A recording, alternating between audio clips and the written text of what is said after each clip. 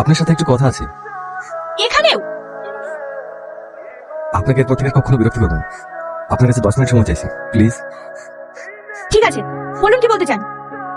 আপনাকে আমার ভীষণ পছন্দ। আপনাকে আমি বিয়ে করতে চাই। আপনি আমাকে চিনলেন না, জানলেন না, হুট করে বলছেন বিয়ে করবো?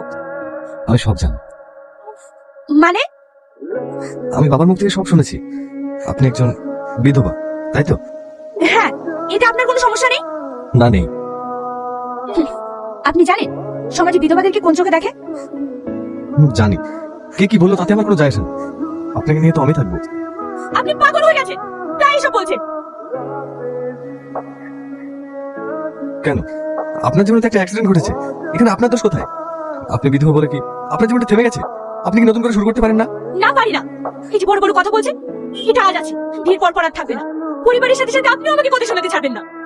বোঝা গেছে? এবার আসুন।